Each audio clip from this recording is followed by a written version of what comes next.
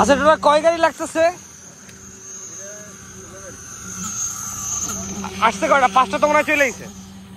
ওইখানে রোডে আছে 4টা। 6টা গাড়ি একসাথে আছে।